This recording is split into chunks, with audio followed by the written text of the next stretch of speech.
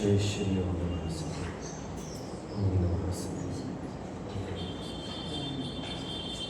नमो वरदन्तारं नमो सिद्धारं नमो आयुर्वेदाणं नमो वज्रायाणं नमो लोकेशप्रसादं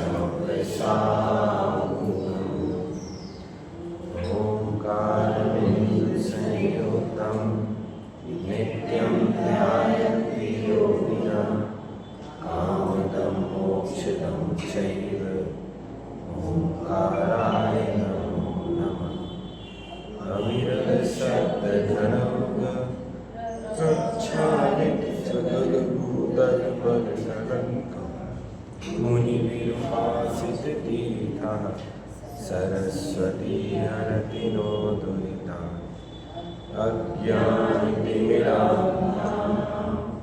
ज्ञानाञ्जनशलाकया चक्षुरुन्मीलितं येन तस्मै श्रीगुरुवे नमः। मङ्गलं भगवान् वीरो मङ्गलं गौतमो गणी मङ्गलं कुन्दकुन्दार्यो जैनधर्मोऽस्तु मङ्गलम् सर्वमङ्गलमाङ्गल्यं सर्वकल्याणकारिकं प्रदानं सर्वधर्माणां जैनं जयतु शासनं जैनं जयतु शासनं जैनं जयतु शासनं लक्ष्मीवासनिलयं विलीनहृदयं निधाय रविवीरम् आत्मानुशासनमहं भक्षे मोक्षाय भव्यानाम्।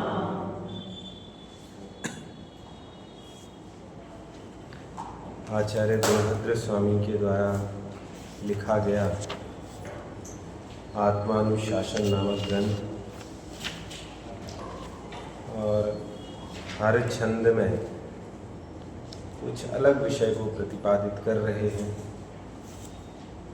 अभी यहाँ जो विषय चल रहा है वह विषय चल रहा है सम्यक दर्शन के संबंध में।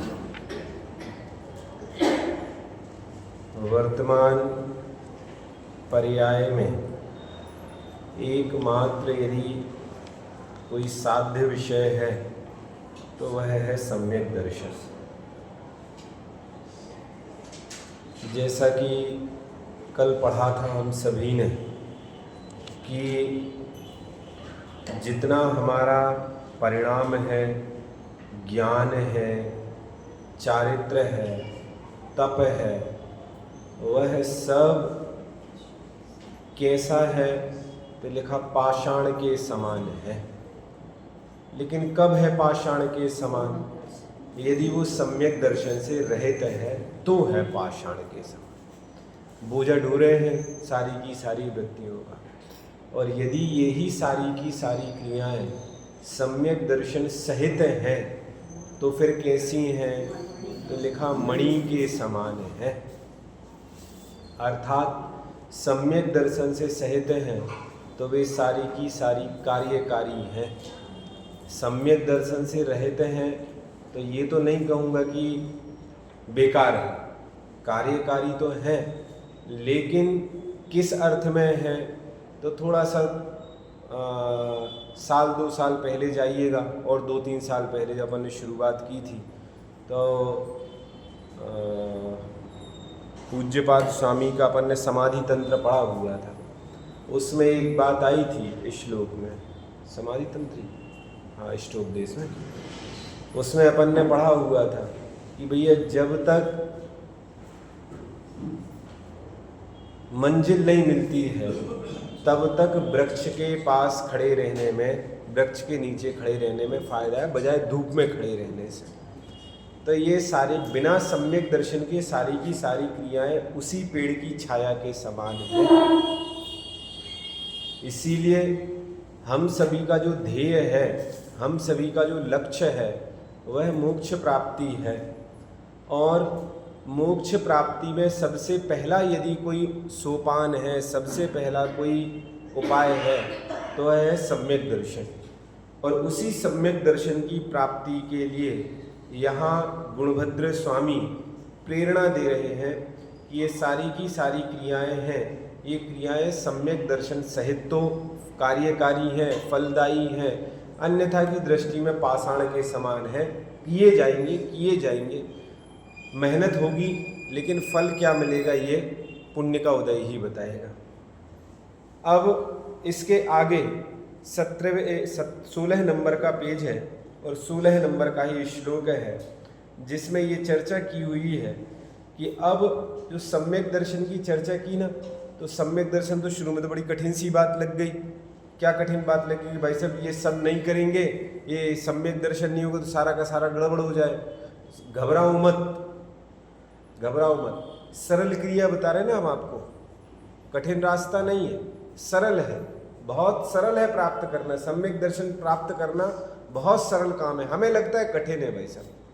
यदि देखा जाए तो इतना सरल है कि क्या ना बताएं, लेकिन होता नहीं है तो कठिन लगता है, हा?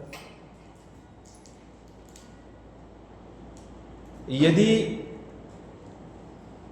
कोई नया व्यक्ति वो टीचर बन जाए, अब उसको क्लास में भेजा जाए तो पहले दिन जब वो क्लास में जाएगा तो ऐसे कांपेगा, क्यों? बच्चों के बीच में बोलना है, पता नहीं क्या होगा क्या नहीं होगा। लेकिन वो कपकपाहट उसकी 1 या 2 दिन की ही होगी, बस, उससे ज़्यादा नहीं होगी। जैसे उसका आत्मविश्वास बढ़ेगा और काम हो जाएगा। बाबू जुगल किशोर जी साहब, युगल जी, एक उदाहरण देते थे बड़ा गजब का, यदि किसी ने सुना हुआ हो तो। वो कहते थे सम्यक दर्शन प्राप्त करना भैया इतना सरल है कि उससे कठिन चाय बनाना है। जयेश भाई साहब, नरेंद्र भाई साहब, चाय बनाना कठिन है, सम्यक दर्शन प्राप्त करना बाबूजी सरल है। क्यों है? यदि आपको 1 कप चाय पीनी है, 1 कप चाय बनानी है, तो कितनी चीज़ें चाहिए आपको? वो तो बड़ा लंबा उदाहरण देते हैं कि भाई साहब यहाँ से कहीं भी कोई व्यक्ति जा रहा हो और बीच में यदि गाड़ी खराब हो जाए और उसका दोपहर में चाय पीने का टाइम हो और वो टाइम आ जाए, अब उस स्थान पर चाय बनाने का यदि वो विकल्प करे वकील साहब, तो बोलो चाय बनाना कितना कठिन काम है, कितना कठिन काम। सारी की सारी सामग्री जुटानी पड़ेगी ना, संसाधन जुटाने पड़ेंगे ना, और जब जुटेंगे भी कि नहीं जुटेंगे पता नहीं है, मिलेंगे कि नहीं मिलेंगे पता नहीं है, पता चल रहा कुछ मिल रहा है तो कुछ नहीं मिल रहा है। अब लकड़ियां तो जंगल की इकट्ठी कर ली, जंगल में लकड़ियों में आग लगाने के लिए माचिस तो चाहिए, और वो मिल भी गई यदि यहाँ वहां से, तो फिर कितनी चीज, तपेली, दूध, चाय पत्ती, शक्कर सब तो चाहिए। लेकिन उस स्थिति में उस जीव को सम्यक दर्शन प्राप्त करना बहुत सरल है। क्यों?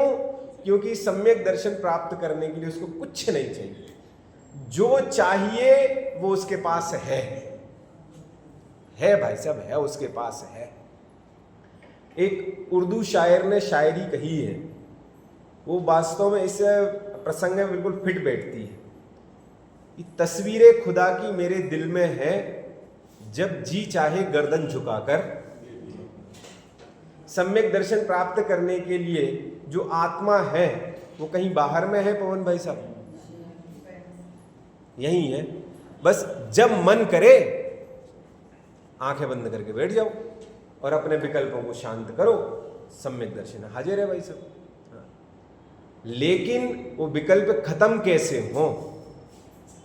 आंख बंद करके बैठो तो वो चीजें भी याद आती हैं जो नहीं की गई हैं या जो करनी है। नाना प्रकार के विकल्प खड़े हो जाते हैं आंख बंद करने में। आत्मा का ध्यान तो पता नहीं कहां चला जाता है। जिस काम के लिए बैठे हुए हैं वो तो बचता ही नहीं है। यदि नियम लेकर के बैठे हुए 24 घड़ी की, 24 मिनट की, एक अंतर मुहूर्त की यदि सामायिक करनी है, तो जिस चीज का ध्यान करना वो ध्यान तो बचता नहीं है, वो ध्यान का विषय तो बचता ही नहीं है। सारे के सारे विकल्प और दूसरे आ जाएंगे, क्या करना है, कैसे करना है, ये तो कर ही नहीं पाए, इसको ऐसे करना था, और ये और वो नाना प्रकार के विकल्प। यहां गुणभद्र स्वामी कह रहे घबराओ मत, डरो मत। क्योंकि शुरू में जो चीजें कही ना, शम, बोध, व्रत और तपसाम, जब चारित्र की बात चलती है, जब तप की बात चलती है, जब ज्ञान की बात चलती है, तो आदमी घबरा जाता है, भाई साहब कहाँ से करेंगे, कैसे करेंगे। तो गुणभद्र स्वामी विश्वास दिला रहे हैं, डरो मत, चिंता मत करो, बिल्कुल हम है ना, हम है ना, हम बैठे हुए हैं आपके साथ। और जब हमारे पास जैसे एक बच्चा, एक बच्चे के साथ यदि माँ हो ना, तो उसको किसी चीज की चिंता नहीं होती। यहां गुणभद्र स्वामी कह रहे हैं हम है ना, घबराओ मत, हम करेंगे ना, कराएंगे कराएंगे कराएंगे। कैसे कराएंगे देखो, सुकुमार अर्थात सरल क्रिया करने का उपदेश, बड़ी सरल क्रिया बताई हुई है। किसके लिए बताई हुई है? आगामी छंद में सम्यक्त की आराधना करने वाले आराधक का स्वरूप कहकर उसका भय दूर करते हैं। जो उसको मन में डर है ना कि होगा कि नहीं होगा, कर पाएंगे कि नहीं कर पाएंगे, वो सारे के सारे भय उसके दूर कर रहे हैं। कैसे कर रहे हैं? मिथ्यात्वातंकवतो, मिथ्यात्वातंकवतो हिताहित प्राप्त्य नाप्ति मुग्धस्य, हिताहित प्राप्त्य नाप्ति मुग्धस्य वालस्यैव तवेयम्, वालस्यैव तवेयम् सुकुमारैव क्रिया क्रियते, सुकुमारैव क्रिया क्रियते।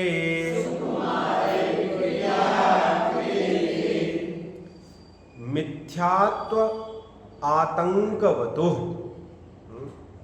क्या लिखा?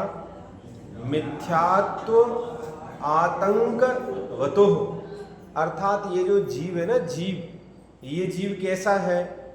तो लिखा जो मिथ्यात्व है ना, जयेश वैश्य, मिथ्यात्व रूपी रोग से ग्रसित है।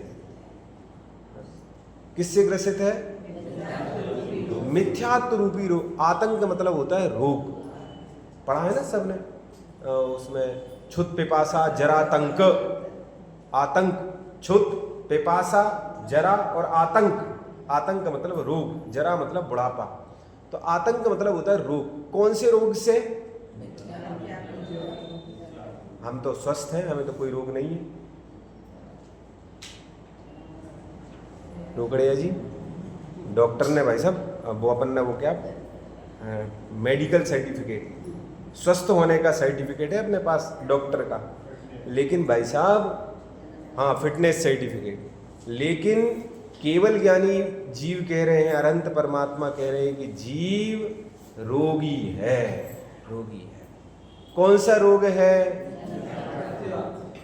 कब से है? अनादिकाल से रोगी है, अनादिकाल से जग में स्वामी। किससे सुचिता?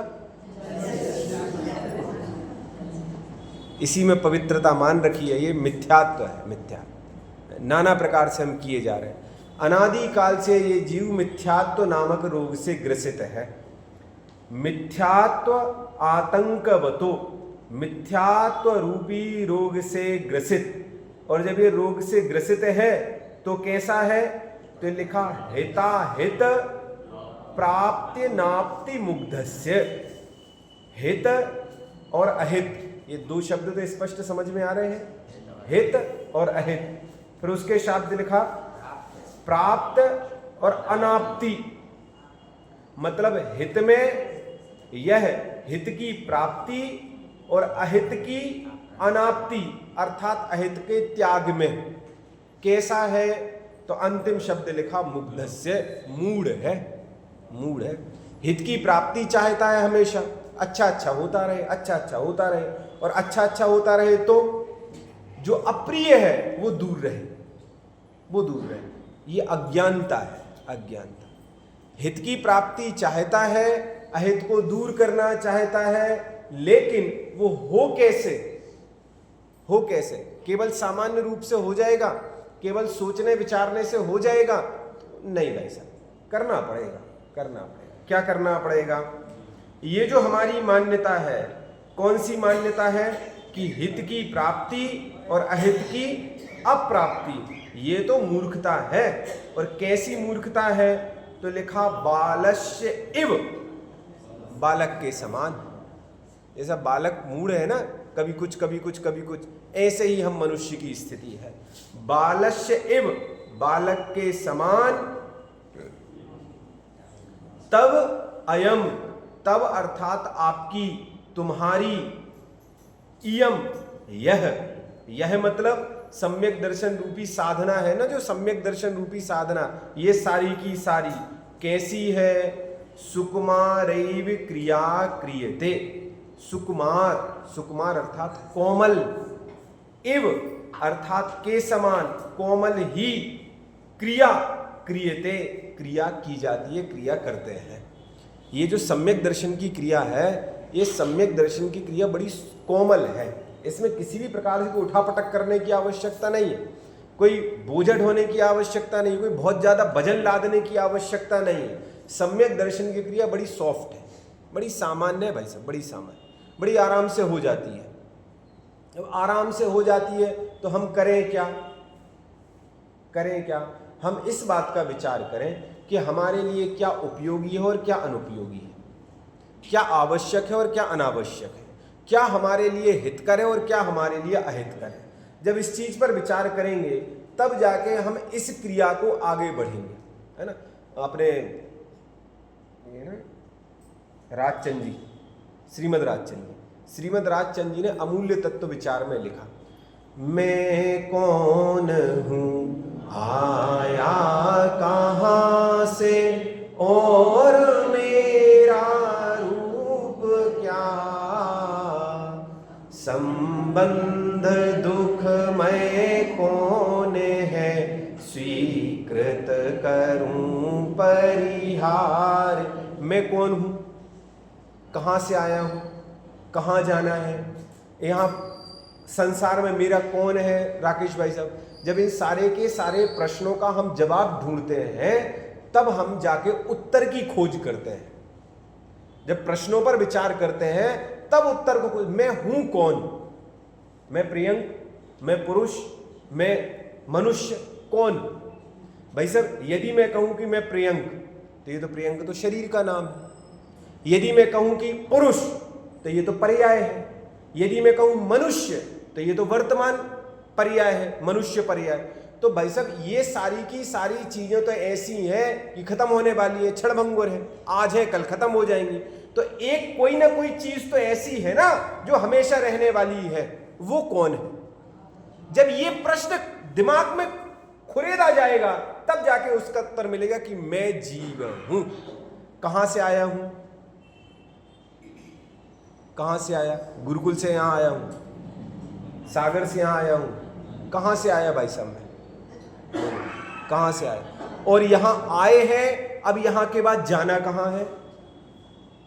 खोजो सारे के सारे प्रश्नों के उत्तर। जब प्रश्नों के उत्तर में हम खो जाएंगे कि भाई साहब उत्तर खोजने में जब हम खो जाएंगे तब जाके कहीं ना कहीं हम निष्कर्ष पे पहुंचेंगे। ऐसे जो सम्यक दर्शन की क्रिया है ना, मिथ्यात्व रूपी रोग के कारण हित और अहित के विचार में हम मूढ़ हुए बैठे हैं।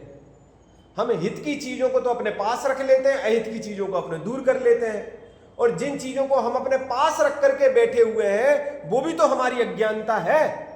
बोलो, जितनी चीजें हमने अपने पास रखी हैं वो कौन सी हमने सोच समझ करके रखी हुई हैं? जो सोच समझ के रखने वाली चीजें उनको तो हमने रखा ही नहीं है अपने पास। हमने अपने पास कपड़े रखे हैं, संपत्ति रखी हुई है, घर रखा हुआ है, गाड़ी रखी हुई है, बंगले रखे हुए हैं, नौकर चाकर रखे हुए हैं। ये सारी की सारी चीजें तो सारी की सारी हमारे लिए कष्टदायी है, सब छोड़ने योग्य है। अब हमारा क्या है उसमें? हमारा तो ज्ञान दर्शन है। तो ज्ञान दर्शन के संबंध में विचार कौन करता है? बोलो, जितने लोग यहाँ बैठे हुए कौन विचार करता है कि मेरा स्वरूप क्या है, मेरे असली संपत्ति क्या है? बोलो, क्या है असली संपत्ति? जब पाठशाला में जाते हैं ना बच्चों को पढ़ाने के लिए, कभी शिविर विविर में, तो उनसे कहते हैं अपना एड्रेस लिखो बेटा। एड्रेस लिख के प्रतियोगिता कराते, एड्रेस लिखो प्रतियोगिता। तो सब बच्चे अपना अपना लिखते हैं कि भाई सब मेरा नाम ये है, पिताजी का नाम ये है, मकान नंबर ये है, ये गली है, ये मोहल्ला है, ये फलाना फलाना सब लिखते हैं। उसी में कुछ बच्चे ऐसे भी होते हैं समझदार, जो जयेश भाई साहब ये लिखते हैं कि मेरा नाम शुद्धातम है, मेरा काम जानना देखना है, मेरा स्थान मुक्तिपुरी है। नरेंद्र भाई साहब, उनको पुरस्कार मिल जाता है। क्यों मिल जाता है? क्योंकि भाई साहब जो एड्रेस आपने लिखा हुआ है, मकान नंबर, गली नंबर, मोहल्ला, ये तो सारे के सारे छोड़ने वाले हैं, ये थोड़ी आपका परमानेंट एड्रेस है। परमानेंट एड्रेस कौन सा है? शुद्धातम है मेरा नाम, मात्र जानना मेरा नाम, मुक्तिपुरी है मेरा धाम, मिलता जहां, ये मेरा परमानेंट एड्रेस है। और उस परमानेंट एड्रेस की खोज में जब हम आगे बढ़ेंगे तो सबसे पहला यदि स्थान मिलेगा तो मिलेगा सम्यक दर्शन। और गुणभद्र स्वामी कह रहे घबराओ मत, बालक के समान अभी जो क्रियाएं कर रहे हो ना, कोई दिक्कत नहीं। बालक कई बार सही क्रियाएं भी करता है, लेकिन करता वो भी अज्ञानतावश ही है, उसको सही गलत का खबर नहीं होता, करता है, लेकिन सही भी करता है और गलत भी करता है, हितकर भी करता है, अहितकर भी करता है। तो ये सारी की सारी क्रियाएं कैसी हैं? तो लिखा सुकोमल है, और सुकोमल क्रियाएं की जाती हैं, सारी की सारी की जाती हैं। क्रिया का अर्थ कहीं कहीं श्लोककारों ने चिकित्सा के अर्थ में भी लिया हुआ है। बीमारी को दूर करने के लिए दवाई है ना, ऐसी सम्यक दर्शन ये दवाई है, दवाई। इन सारी की सारी मिथ्यात्व रूपी अंधकार को, अज्ञान को दूर करने के लिए चिकित्सा के समान ये औषधि है सम्यक दर्शन। मिथ्यात्वातंकवतो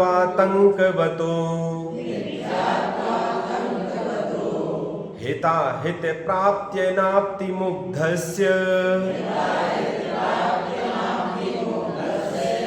बालस्यैव तवेयम् सुकुमारैव क्रिया क्रियते।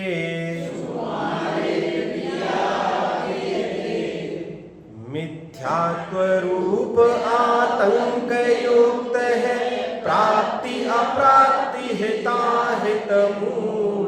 तू बालक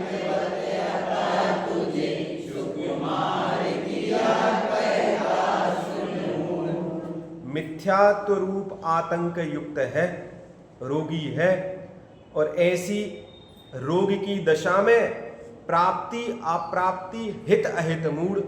प्राप्ति जब होती है तो हितकारी लगती है, अप्राप्ति होती है तो अहितकारी लगती है, ये मूढ़ता की दशा है।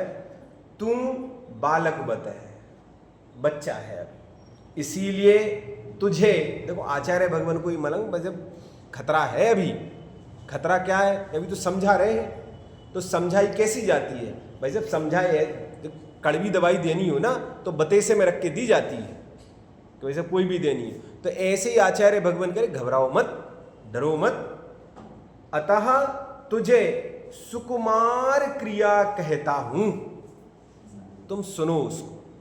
सरल भाषा में समझाऊंगा, कठिन नहीं समझाऊंगा। वो तो पहले ही उनने कह दिए थे कि ये सब जनोपयोगी है, लोगों के लिए सामान्य रूप से समझ में आने वाली चीज है। तो ये सामान्य रूप से यहाँ सुनाने के लिए कहने की मानो प्रतिज्ञा आचार्य गुणभद्र स्वामी ने की हुई है। अर्थ, तू मिथ्यात्व रूपी महारोग से युक्त और हित अहित की प्राप्ति अप्राप्ति में बालक के समान ना समझ है, इसलिए तुझे यह सरल क्रिया ही करने योग्य। अभी तुम्हें नहीं मालूम कि क्या करना है क्या नहीं करना, और कितनी गजब की बात कह रहे हैं। अभी हमें नहीं मालूम कि क्या करना क्या नहीं करना है, नहीं मालूम बाबूजी, वैसे ही सफेद बाल हो गए अपने, है? नहीं मालूम। यदि मालूम होता तो, हाँ, यदि मालूम होता तो अभी तक तो कर लिए होते इस काम को, है? लेकिन विडंबना यह है कि मालूम होते हुए भी हम इस स्थिति में कि हमें नहीं मालूम कुछ, ये हमसे हमें बस की बात नहीं है, ऐसी स्थिति है। देखो भावार्थ बड़ा गजब का लिखा, हे शिष्य, जैसे हित अहित को ना जानने वाले रोगी बालक के रोग का प्रतिकार कोमलता से किया जाता है, उसी प्रकार हम तुझे भी कोमल धर्म साधन का उपदेश देते हैं। बड़ा सामान्य रूप से दे रहे हैं, क्योंकि तू मिथ्यात्व रूपी रोग सहित और हित अहित को नहीं पहचानने वाले अज्ञानी बालक के समान है। उनको ही मालूम है ना कि भाई साहब जिनको मैं संबोधन कर रहा हूं, जिनको मैं कह रहा हूं, वो सब अज्ञानी है। क्यों अज्ञानी है? यदि ज्ञानी होते तो फिर वो ये थोड़ी पढ़ेंगे। कौन भाई साहब? ज्ञानी जीव जो होंगे, सम्यक दृष्टि जीव होंगे, या तो उनका सम्यक दर्शन के कारण मोक्ष मार्ग प्रशस्त हो गया होगा, है ना, और या तो मोक्ष मार्ग में लगे होंगे। सीधी सीधी सी कहानी है। इसीलिए उन जीवों के लिए है जो मिथ्यात्व से डरे हुए हैं, मिथ्यात्व के रोग से ग्रसित हैं, उनके लिए बात कही जा रही है कि भैया तू मिथ्यात्व रूपी रोग सहित और हित अहित को नहीं पहचानने वाला है, अज्ञानी बालक के समान है। यहां यह आशय है कि जैसे जो पुष्ट होता है तथा हित की प्राप्ति और अहित का नाश करने का अभिलाषी होता है तथा बड़ी आयु वाला होता है, वह तो कठोर साधन भी कर सकता है। क्या कर सकता है? कर लेगा। उसके पास ताकत है, उसके पास हित अहित के नाश करने का साधन है, इच्छा वाला है, आयु ज्यादा है, कर लेगा। लेकिन जिसमें उक्त तीनों विशेषताएं ना हो, वह बोलो, जो हष्टपुष्ट ना हो, जिसके पास हित की प्राप्ति और अहित के नाश करने का अभिलाषी ना हो और आयु भी ना हो, वो क्या करे? विशेषताएं ना हो तो वह जैसा साधन कर सके उसे वैसा ही साधन बताया जाता है। तो भाई सब जितने समय है उतने समय में क्या कर सकते हो आप, क्या कर सकते हो वो कर लो आप। जितना समय है उतने समय में ये काम किया जा सकता है। और कौन सा काम किया जा सकता है? श्रद्धा को मजबूत किया जा सकता है। उसी प्रकार जो श्रद्धावंत हो, मोक्ष की प्राप्ति और बंध के नाश का इच्छुक हो तथा बड़ी पदवी का धारक हो, तो वह कठिन धर्म का साधन भी कर सकता है। कौन कर सकता है? उसी प्रकार जो श्रद्धावंत हो, सम्यक दृष्टि हो, मोक्ष की प्राप्ति और बंध के नाश का इच्छुक हो तथा बड़ी पदवी का धारी हो, अर्थात मुनि अवस्था इत्यादि को धारण किए हो, निर्ग्रंथ अवस्था को धारण किए हो, तो वो तो कठिन धर्म साधन भी कर सकता है, परिसहों का सहन कर लेगा, सब कर लेगा।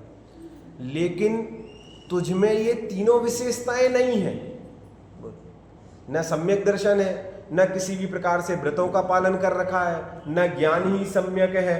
अब इसमें तो तीनों विशेषताएं नहीं है, इसीलिए तुझसे जिसका साधन होना संभव है ऐसे सम्यक तो आदि रूप कोमल धर्म का साधन तुझे बताते हैं कि भैया जो सॉफ्ट नेचर है, बिल्कुल सरलता से जो कार्य हो सकता है, उस सरलता से होने वाले कार्य का यहां उपदेश दे रहे हैं कि कम से कम कुछ ना सही तो कुछ तो लेके जाओ।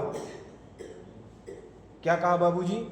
यदि पूरी की पूरी प्राप्ति नहीं हो रही है, पूरा का पूरा चारित्र जीवन में नहीं हो रहा है, सम्यक चारित्र की अवस्था नहीं बन रही है, तो कम से कम ज्ञान दर्शन तो सम्यक हो जाए, इतना तो कर ही लो। कम से कम इस पर्याय में इतना तो संभव है, और जब इतना संभव है तो बड़ी कोमलता पूर्वक ये उपदेश यहां दे रहे हैं कि भैया इतना काम तो कम से कम करके जाओ।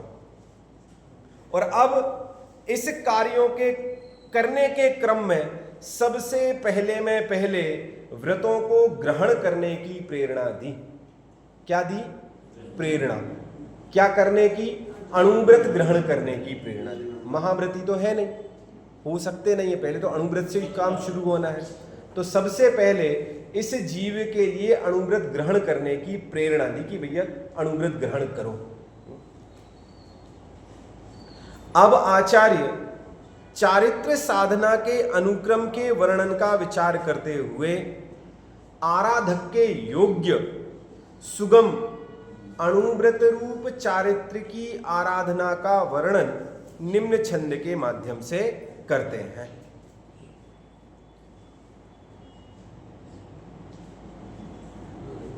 विषय विषमास्नोत्थित,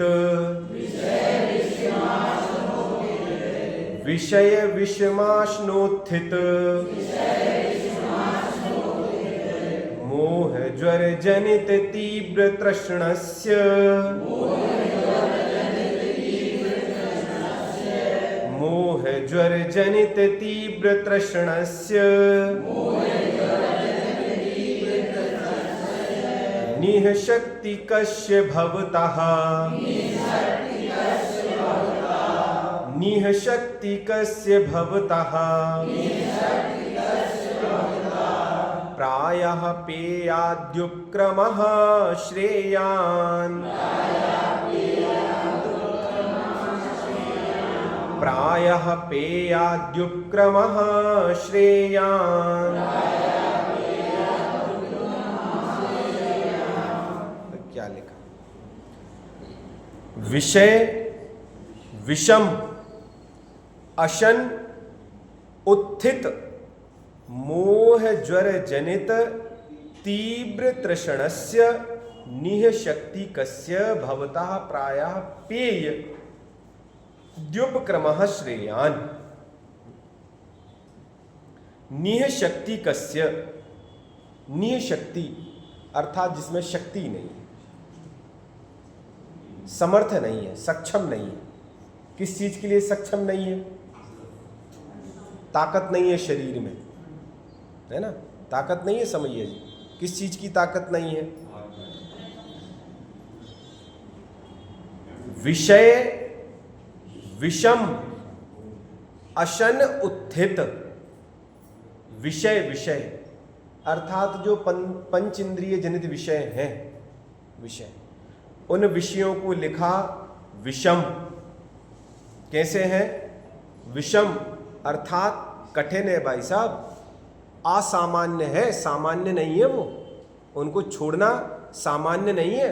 बोलो, कोई छोड़ सकता है पंचेंद्रिय के विषयों को? सबकी गर्दन बस की नहीं है, ताकत नहीं है, नहीं है भाई साहब, नहीं है। ठीक है, नहीं छोड़ सकते, लेकिन पूर्ण रूप से नहीं छोड़ सकते, कुछ, है ना? जैसे कुछ की बात कर तो गर्दन हाँ महल, हाँ कुछ तो कर सकते हैं। तो यही तो गुणभद्र स्वामी कह रहे हैं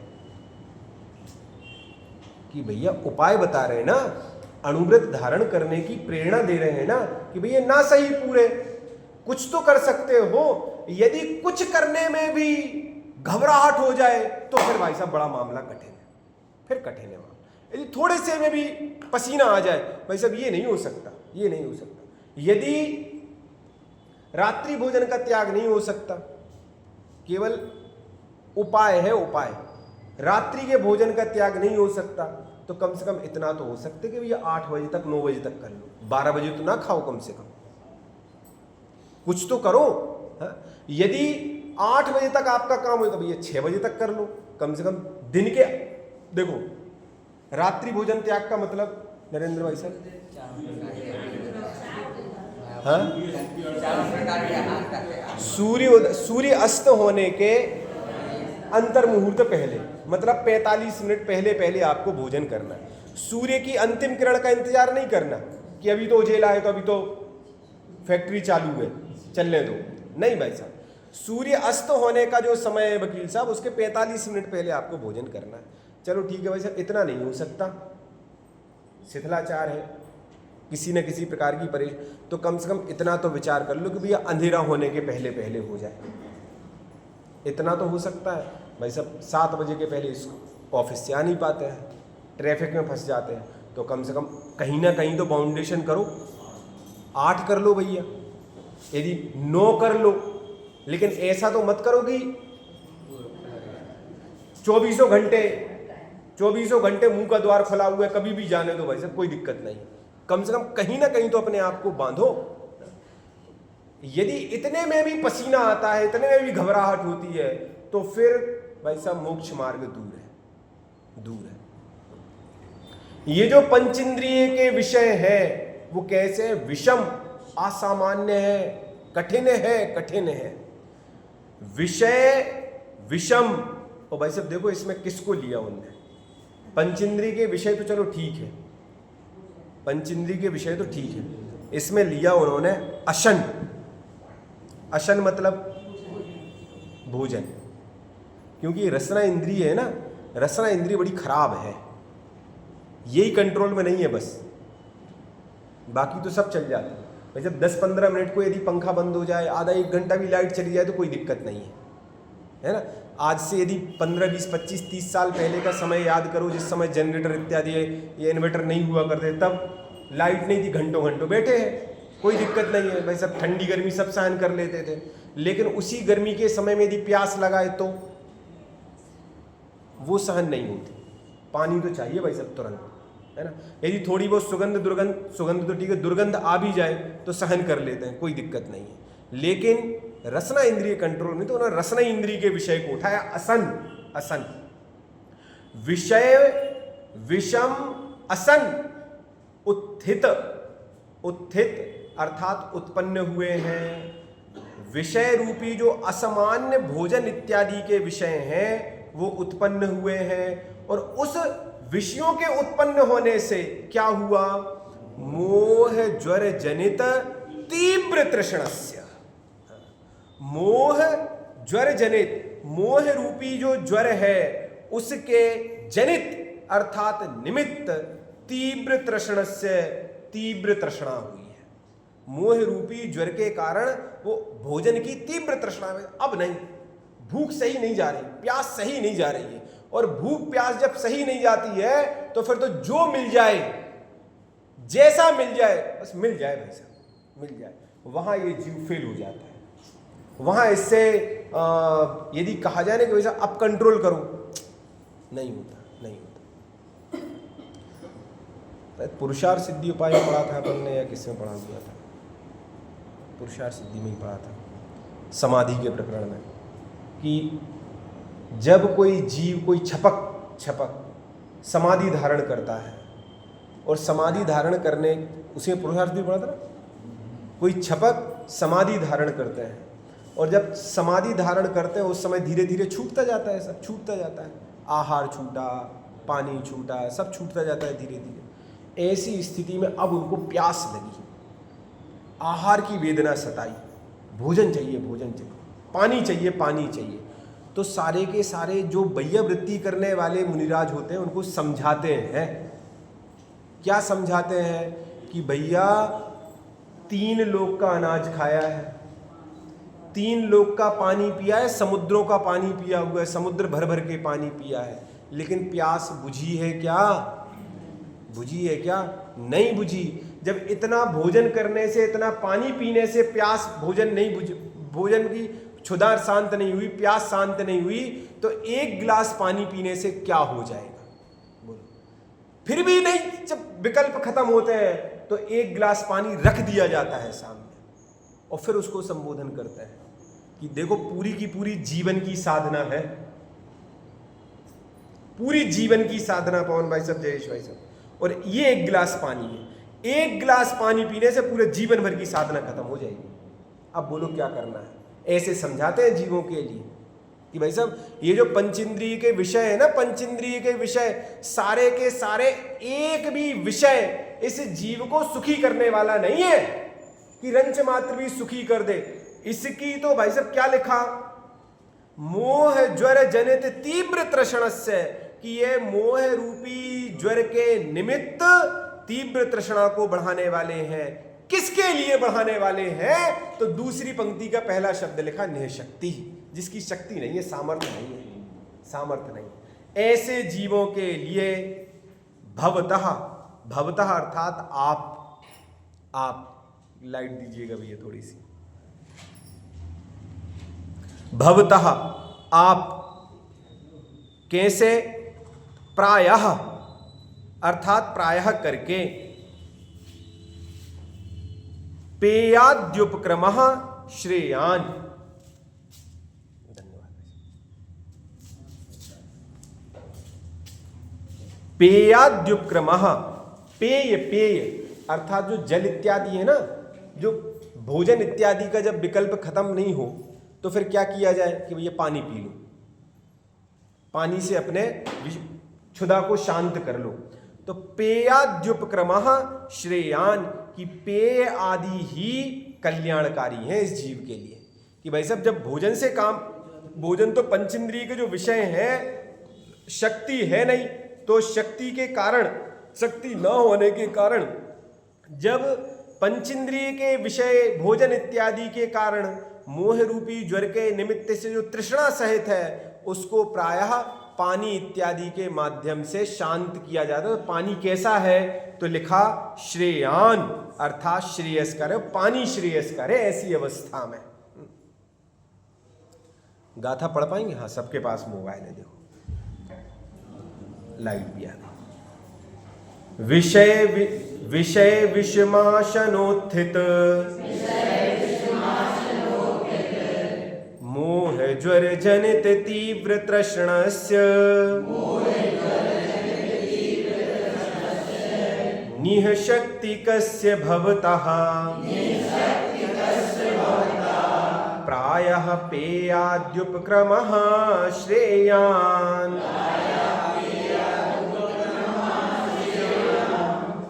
विषम विषय भोजन से उत्थित मोह ज्वरज अति तृष्णाता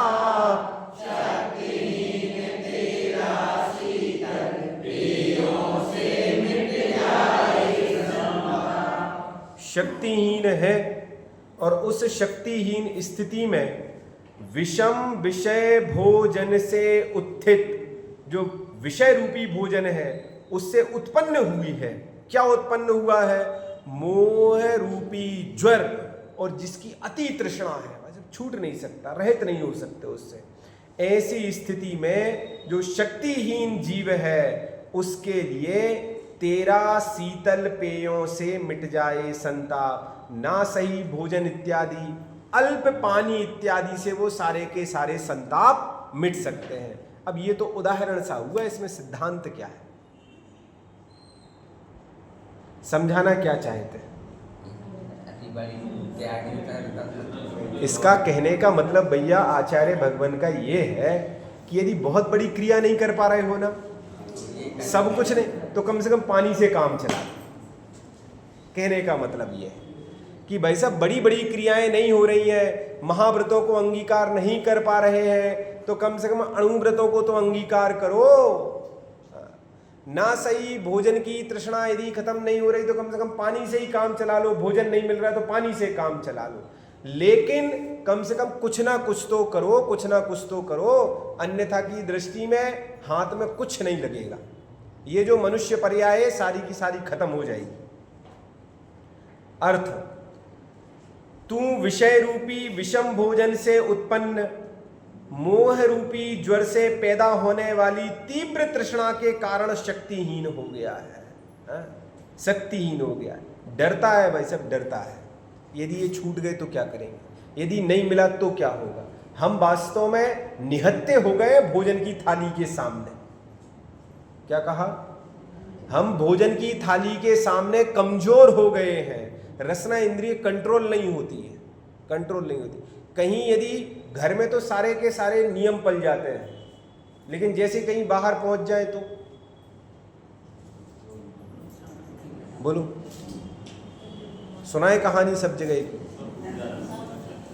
सब भूल जाते हैं भाई साहब, सब भूल जाते हैं। सारी की सारी वो शुद्ध थाली सारी की सारी सब बिखर जाती है जब शादी के स्टॉल सामने दिखते हैं, खोमचे वोमचे सामने दिखते हैं, सब गड़बड़। सोद का भोजन करते हैं लेकिन जैसे मिठाई दिखती है, मिठाई तो चल जाती है, सब पानी पानी हो जाता है। भाई साहब स्पष्ट लिखा, तू विषय रूपी विषम भोजन से उत्पन्न मोह रूपी ज्वर से पैदा होने वाली तीव्र तृष्णा के कारण शक्तिहीन हो गया है। सामर्थ्य नहीं है, सामर्थ्य नहीं है कि हम मजबूती के साथ अपने नियमों पर खड़े रहे कि नहीं खाएंगे तो नहीं खाएंगे। भाई सब खड़े तो हो एक बार। अतः तुझे अनुक्रम से पेय आदि का ग्रहण ही कल्याणकारी है कि भाई सब ठीक है, नहीं चलता है तो कम से कम करो, लेकिन करो तो इतना तो करो कम से कम कि जितना हमारे लिए श्रेयस्कर है। देखो इसमें सिद्धांत खोला उन्होंने भावार्थ में। जैसे किसी को प्रतिकूल भोजन से उत्पन्न ज्वर के कारण बहुत प्यास लगती है और वह कमजोर हो जाता है, तो उसे पेय पदार्थों के भोजन का अनुक्रम ही लाभदायक होता है। भोजन तो पच नहीं रहा है तो क्या करें, नारियल पानी पियो भाई साहब, जूस पियो। यदि वह गरिष्ठ भोजन करेगा तो उसे पचेगा नहीं और इससे उसका रोग ही बढ़ेगा। उसी प्रकार हे शिष्य, तुझे विषय वासना से उत्पन्न मोह के कारण पर वस्तु की तृष्णा हुई है और जिससे तेरी आत्मशक्ति आया। सिद्धांत बाहर निकल करके क्या निकल करके आया कि भाई साहब ये जो जीव है, ये जीव पंच इंद्रिय की विषय वासना से उत्पन्न जो मोह का कारण है ना, उस मोह के कारण उस पर वस्तु की तृष्णा में फंस गया है। जब ये बात करते हैं कि भाई साहब अब रिटायरमेंट हो गया है, अब धर्म कर्म कर लो, यदि इतने आयु मिल गई है, रिटायरमेंट तक की आयु मिल गई, अब धर्म कर्म करो, कुछ तो करो, अभी भाई साहब थोड़ा और कर लें। क्या कर लें? नाती पोते खिला लें, उनकी शादी वादी कर लें, फिर आगे करेंगे के चक्कर में सब खत्म हो जाता है, सब खत्म हो जाता है। और हाथ में क्या मिलता है? हाथ में क्या मिलता है? धूल मिलती है, धूल, कुछ नहीं मिलती है हाथ में। पंचेंद्रिय की विषय वासना से उत्पन्न मोह के कारण पर वस्तु की तृष्णा हुई है, जिससे आत्मशक्ति घट रही है। इसीलिए तुझे अणुव्रत रूप साधन का अनुक्रम ही लाभदायक है। सामर्थ्य है हम में, ऐसा नहीं कि सामर्थ्य नहीं है, शक्ति है, लेकिन उस शक्ति को हमने छिपा लिया है, हमने उसको प्रकट नहीं किया। और जब प्रकट करने का अवसर आता है तो कर भी लेते हैं। करते हैं कि नहीं करते हैं? करते हैं भाई सब, करते हैं, बिल्कुल करते हैं। 10 लक्षण में सारे के सारे व्रत नियम रहते हैं कि नहीं रहते? बाजार का खाते हैं? नहीं खाते। यदि घर में रखा हुआ हो तो भी 10 लक्षण के पहले खत्म हो जाता है सारा। क्यों? क्योंकि 10 दिन नहीं खाना है। हाँ या ना? मर्यादा का भोजन होता है कि नहीं होता है? नमक डेली पिसता है कि नहीं पिसता? मसाले डेली पिसते हैं कि नहीं पिसते हैं? बोलो। एक टाइम भोजन होता है कि नहीं होता? जिनकी जैसी सामर्थ्य, 1 टाइम 2 टाइम वाली। लेकिन किसी भी प्रकार से शाम को 6-7 बजे के बाद तो सब खत्म हो जाता है ना, पानी मानी सब बंद। तो जब हम 10 दिन कर सकते तो बाकी के दिनों में क्यों नहीं? दो जवाब। जब 10 दिन कर सकते हैं तो बाकी, चलो ठीक है भाई साहब, बाकी के दिन चलो 10 दिन कर लिया, कम से कम अष्टमी चतुर्दशी करने को कर सकते हैं, सामर्थ्यवान हैं हम, लेकिन प्रमाद है, प्रमाद। ठीक है, जैसा चल रहा है। सुबह उठ करके मंदिर जाते हैं, पूजा प्रक्षाल करते हैं, सब करते हैं, लेकिन वो केवल 10 ही दिन होता है बस। 11वें दिन से वो धोती दुपट्टे पन्नी में पैक करके अलमारी में रख दिए जाते हैं। अब अगले 10 लक्षण में फिर निकलेंगे वो। ऐसी स्थिति है भैया। करने को सब किया जा सकता है, लेकिन आत्मशक्ति घट गई है। इसीलिए तुझे अणुव्रत रूप साधन का अनुक्रम ही लाभदायक है। भैया महाव्रत तो पालन करने में तुम असमर्थ हो, तो कम से कम अणुव्रत का पालन करो। यदि तू मुनि पद ग्रहण करे और वह तुझसे ना सधे, तब तो तेरा संसार ही बढ़ेगा। खतरनाक बात लिखी कि वैसे मुनि व्रत तो धारण कर लिया और सधा नहीं, अतिचार आ गया, दोष लग गया, तब तो ये पक्का मान के चलना कि संसार बढ़ेगा ही बढ़ेगा भाई साहब। परिसह सहन नहीं हुए तो संसार बढ़ेगा ही बढ़ेगा। यदि हितमित प्रिय वचन नहीं बोले तो संसार बढ़ेगा ही बढ़ेगा। आत्म कल्याण के लिए जो मार्ग प्रशस्त, जिस मार्ग पर चले थे वो काम नहीं हुए तो संसार बढ़ेगा ही बढ़ेगा। वहां यह आशय है कि जब तक अंतरंग में राग परिणाम रहे, तब तक अनुक्रम से थोड़ा थोड़ा साधन करके धर्म वृद्धि करना। जब तक पूर्ण वीतरागता नहीं है, जब तक राग का अंश है, तब तक हम ये प्रयास करें कि धीरे धीरे धर्म मार्ग पर आगे बढ़े। लेकिन कहने का तात्पर्य है कि किसी भी प्रकार से अपनी कमजोरी को हावी ना होने दें। भाई जब ये हमारे बस है, सब बस की है, हम कर सकते हैं, और जब कर सकते हैं तो उस काम को हमें करना चाहिए। यहां अनुव्रत पालन करने के, अनुव्रत धारण करने की प्रेरणा दी हुई कि भैया करो करो। अब आगे जीवों के लिए, सभी संसार के प्राणियों को धर्म करने का उपदेश दिया है कि धर्म करो। क्यों करो? धर्म करते तो हैं, नहीं करते क्या? धर्म रोज तो कर रहे हैं, सुबह से लेकर शाम तक। धर्म के नाम पे क्या नहीं करते? लेकिन भाई साहब असली धर्म क्या है, और धर्म से लाभ क्या होने वाला है, क्या होगा, किस लिए धर्म करो, कैसा धर्म करें, हम सही दिशा में कार्य कर रहे हैं कि नहीं कर रहे हैं, ये सारी की सारी चीजें अब हम सभी को कल अगले छंद में जानने के लिए मिलेंगी।